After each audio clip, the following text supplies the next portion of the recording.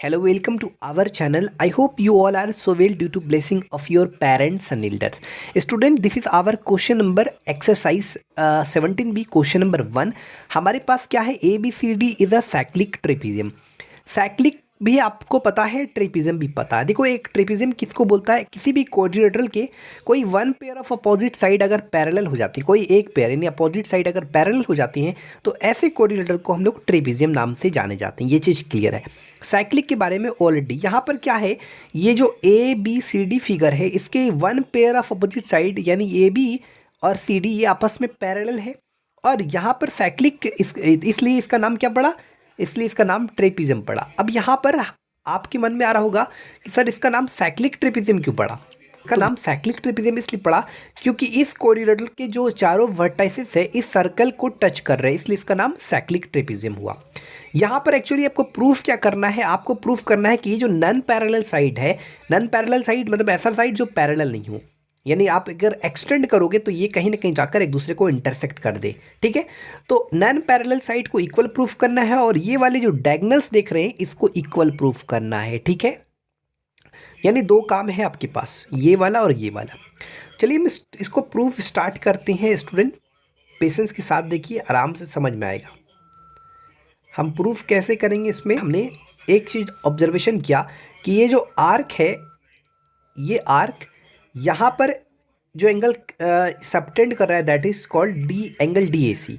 और यही आर्क ध्यान से देखिएगा, यहाँ पर जो एंगल सबटेंड कर रहा है that is called angle D B C. यानी कहीं ना कहीं ये एंगल सेम सेगमेंट पर ये दोनों एंगल क्या हो रहा है, सेम सेगमेंट पर बन रहा है. तो इसलिए ये वाले एंगल और ये वाले एंगल आपस में बराबर होंगे. ये भी चीज़ क्लियर हो गया. ठीक है, कोई दिक्कत नहीं. यहाँ पर आपको बता दें कि अगर हमने इन दोनों ट्रायंगल को, कौन से ट्रायंगल ए डी सी और ट्रायंगल बी डी सी को अगर हमने कॉन्ग्रुएंट प्रूफ कर दिया तो हम उस केस में कह सकते हैं by C P C T C के मुताबिक A D equal to B C और ए सी यानी ये वाले डायगोनल और ये वाले डायगोनल दोनों इक्वल हम कह सकते हैं. ठीक है, तो हम फिलहाल चलिए प्रूफ करते हैं. ठीक है, सबसे पहले कॉन्ग्रुएंट करने के लिए इसको सबसे पहले क्या करेंगे, इस फिगर को कॉन्ग्रुएंट करने के लिए क्या क्या रिक्वायरमेंट है तो हम एक बार देखते हैं फिगर.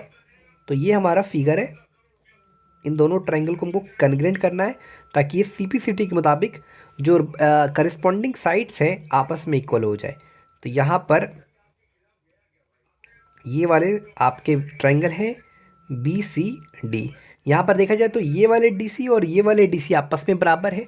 ध्यान दीजिएगा, एंगल डी ए सी और एंगल आपका डी बी सी यानी ये वाले एंगल और ये वाले एंगल बराबर है. कम से कम 3 क्राइटेरिया अगर पूरा होता तो ट्रायंगल को हम कॉन्ग्रुएंट कर सकते थे. ठीक है, यहाँ पर अगर हम किसी तरह से ये वाले एंगल और ये वाले एंगल को अगर हमने इक्वल प्रूफ कर दिया, ये वाले एंगल और ये वाले एंगल को, तब तो आराम से इजी वे में हो जाएगा मेरा काम. तो कैसे होगा चलिए देखते हैं. ठीक है, सबसे पहले यहाँ पर आप ऑब्जर्वेशन करोगे, ये जो एंगल है एंगल ए डी सी और ये जो एंगल है एंगल ए बी सी, उनका सम कितना होगा, 180 डिग्री होगा. करते हैं, यहाँ पर लिखते हैं angle A D C plus, हमको पता है कि ये आपका एक साइक्लिक क्वाड्रिलेटरल है. तो साइक्लिक क्वाड्रिलेटरल में क्या होता है, अपोजिट एंगल का सम 180 डिग्री होता है. यहाँ पर इसको आप साइक्लिक ट्रेपिज्म भी कह सकते हैं क्योंकि इसके वन पेयर ऑफ साइड क्या है, पैरेलल है. ऑलरेडी यहाँ पर बोल चुका है ऐसे.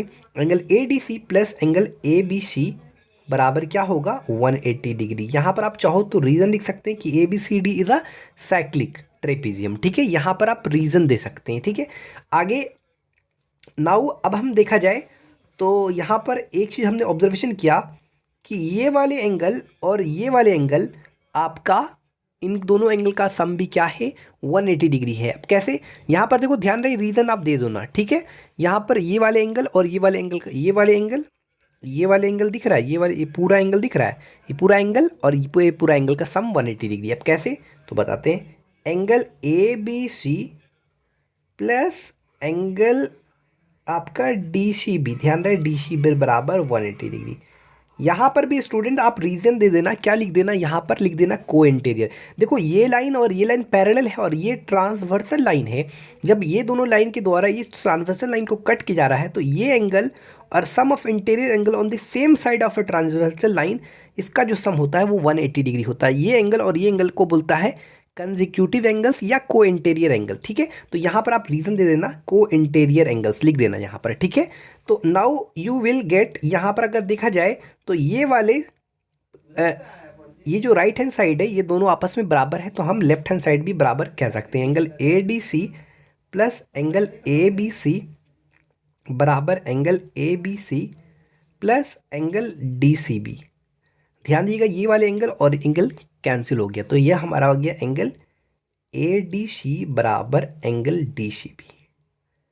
ये चीज़ हमारा क्लियर तरीके से प्रूव हो गया, यानी कहीं ना कहीं ये वाले एंगल और ये वाले एंगल आपके माफ़ कीजिएगा, ये वाले एंगल की बारे में नहीं बात कर रहे थे हम, एंगल ए डी सी और angle D C B, actually ये वाले एंगल के बारे में बात हो रही थी ये, ठीक है। तो एंगल ए डी सी बराबर डी सी बी हो गया। तो अब हम क्या कर सकते हैं यहाँ पर, नाउ इसको आप चाहो तो इसको इक्वेशन 1 कंसीडर कर सकते हो, ठीक है। अब क्या करो, in triangle A D C and triangle D, उसके बाद यहां पर क्या होगा, ये जो एंगल डी ए सी है ये बराबर होगा एंगल डी बी सी के।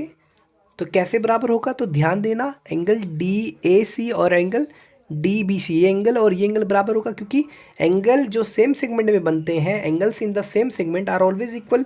तो यहाँ पर आप रीजन दे सकते हो, ठीक है, रीजन आप यहाँ पर दे देना, या लिख देना angles in the same segment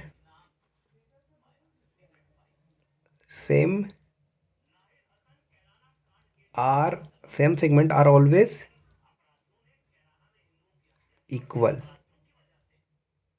ठीक है। ये चीज़ हमने रीज़न दे दिया। उसके बाद देखा जाए तो ये वाले एंगल और ये वाले angle, angle A D C बराबर एंगल डी सी बी, यहाँ पर रीज़न दे देना फ्रॉम टू, यहाँ पर रीज़न क्या दे दोगे, फ्रॉम टू, कहाँ से लाएं, तो फ्रॉम टू से, ठीक है। उसके बाद ये जो डी सी है, डी सी ये आपका डी सी आपका कॉमन पोर्शन है, कॉमन पोर्शन, कॉमन साइड। अब आपने ये वाले ट्रायंगल और ये वाले ट्रायंगल को आपने कॉन्ग्रुएंट कर दिया, यानी triangle A D C is congruent to triangle B C D. जब दो ट्रायंगल आपने कॉन्ग्रुएंट किया बाय एंगल साइड के मुताबिक, ध्यान रहे जब आपने दो ट्रायंगल कॉन्ग्रुएंट कर दिए तो इसके जो करस्पॉन्डिंग साइड्स हैं, कौन सा, जैसे ये वाले एंगल और ये वाले एंगल बराबर है, तो इस एंगल के सामने वाले साइड कौन सा है, AC, और इस एंगल के सामने वाले साइड कौन सा है, BD। यानी AC और BD क्या है, करस्पॉन्डिंग साइड्स है, ये आपस में इक्वल हो जाएंगे, AC बराबर BD, क्योंकि दो ट्रायंगल क्या हो गया आपका, कॉन्ग्रुएंट हो गया बाय CP CT C, यानी corresponding parts of congruent triangle are congruent. उसी तरह यहाँ पर AC BD बराबर हो गया, बिल्कुल सेम। यहाँ पर ये वाले जो साइड है AD और ये वाले साइड जो BC है वो क्या होंगे, आपस में इक्वल हो जाएंगे by CP CT C, AD equal to BC by same reason CP CT C। जब भी दो ट्रायंगल कॉन्ग्रुएंट हो जाते हैं तो जो बचे हुए जो करस्पॉन्डिंग साइड्स या एंगल होते हैं वो भी आपस में इक्वल हो सकती हैं। अब देखो यहाँ पर हमने ये फर्स्ट लेटर A लिया और यहाँ पर लास्ट लेटर C है, AC है, तो यहाँ का भी फर्स्ट लेटर है, यहाँ का भी लास्ट लेटर है, AC बराबर BD। उसी तरह देखो यहाँ पर फर्स्ट टू लेटर AD है तो यहाँ पर भी फर्स्ट टू लेटर BC है, ठीक है। जैसे आपस में इक्वल उसी आधार पर ये चीज़ लिखा गया है, ठीक है। ये हमारा क्वेश्चन नंबर 1 किसी समझ में आ गया। Student this is our question number 2। इस फिगर में हमारे पास ये जो कोड AB है, ये जो कोड BC है, ये कोड CD है, बराबर है। यहाँ पर जो एंगल दिया हुआ है DEF, यानी DEF मतलब ये पूरा एंगल आपका 110 डिग्री दिया है। ध्यान दीजिएगा ये वाले जो डायमीटर है, सेमी सर्कल पर एंगल जो बनाएंगे वो 90 डिग्री बनाएंगे। अब जाहिर सा बात ये पूरा एंगल यानी DEF आपका 110 डिग्री है, अगर ये एंगल 90 डिग्री बन रहा है तो ये वाले एंगल कितने बनेंगे, तो सिंपल बात है कि 20 डिग्री बनेंगे। एवरीवन विल से कि हाँ भाई ये 20 डिग्री बनेंगे। अब देखो ये 90 है, ये 20 है। अब ध्यान देना ये DEF ये एक ऐसा कोऑर्डिनेटर है, ये आपके साइक्लिक कोडिट्रल है। क्यों इसके? क्योंकि इसके चारों वर्टिसेस इस सर्कल को टच कर रहे हैं। तो आपको पता है कि साइक्लिक कोडिट्रल में क्या होता है कि सम ऑफ अपोजिट एंगल का जो सम होता है 180 डिग्री होता है। तो ये एफ ए डी बराबर 110, तो ये एंगल कितना होगा, यानी एफ ए डी अगर देखा जाए तो ये एंगल आपका 70 डिग्री होगा कि नहीं?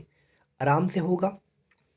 अब ध्यान दीजिएगा यहाँ पर एक चीज़, तीनों कोड आपस में इक्वल है। अगर आपको पता है कि अगर कोड इक्वल्स हैं तो एंगल जो सब सेंटर पर जो एंगल सबटेंड करेंगे वो भी इक्वल एंगल सबटेंड करेंगे। इसलिए क्योंकि तीनों कोड इक्वल है तो ये एंगल और ये एंगल और ये एंगल, यानी ये तीनों एंगल, अगर ये एंगल को आपने एक्स कंसीडर किया तो ये भी एक्स होगा और ये भी एक्स होगा।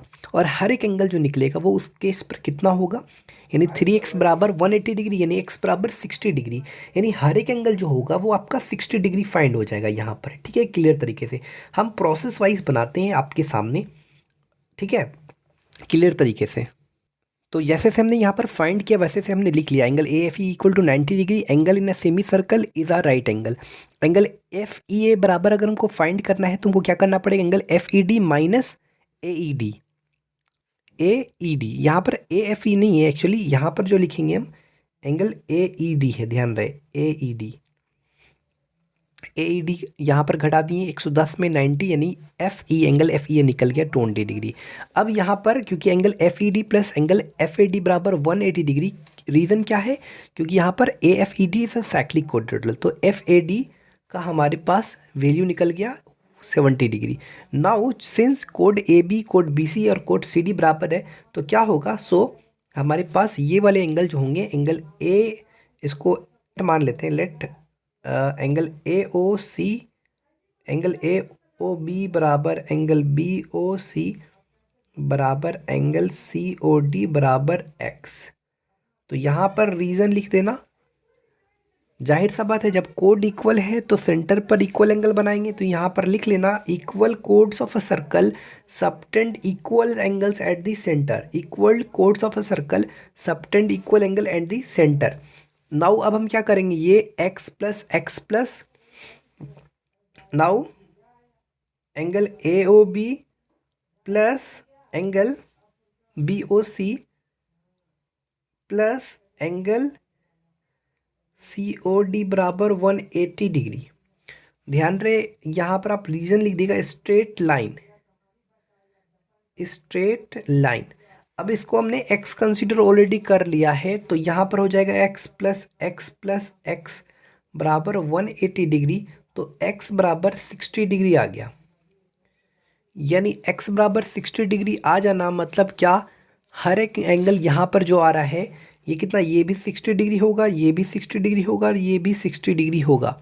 आई बात समझ क्लियर तरीके से, ये भी एंगल 60 और ये भी एंगल 60 होगा। ठीक है, अब आगे आप ऑब्जर्वेशन कीजिएगा कि ये जो ओ ए है और ये जो ओ बी है ये बराबर है, यानी इक्वल रेडियाई है। तो अगर आपने ये एंगल को y कंसीडर किया तो ये भी y होगा, y plus Y 2y plus 60 बराबर 180। तो 2y बराबर 180 माइनस 60 120, तो y बराबर कितना होगा 120 डिवाइडेड बाई 2, यानी ये भी 60 डिग्री होगा, ये भी 60 डिग्री होगा। जब ये 60 डिग्री और ये 60 डिग्री, यानी ये वाले एंगल एफ ए बी का वैल्यू निकालना है तो क्या होगा 70 प्लस 60 130 आंसर हो जाएगा। क्लियर तरीके से समझ में आ गया, कोई दिक्कत नहीं, नो प्रॉब्लम। आगे आप चाहो तो लिख लेना इन ट्रायंगल ए ओ बी में O angle O B equal radii, तो दैट्स वाई अपोजिट एंगल्स क्या होंगे, साइड बराबर है तो अपोजिट एंगल्स बराबर होंगे, यानी एंगल ओ ए बी बराबर ओ बी ए बराबर वाई मान लेना। सो वाई प्लस 60 बराबर 180, तो 2y बराबर 180 माइनस 60, तो कितना हो जाएगा हमारा y बराबर 120 डिवाइडेड बाई 2, तो ये एंगल हमारा 60 और ये भी एंगल 60, तो हमारा इस तरह से एफ ए बी फाइंड हो जाएगा क्लियरली।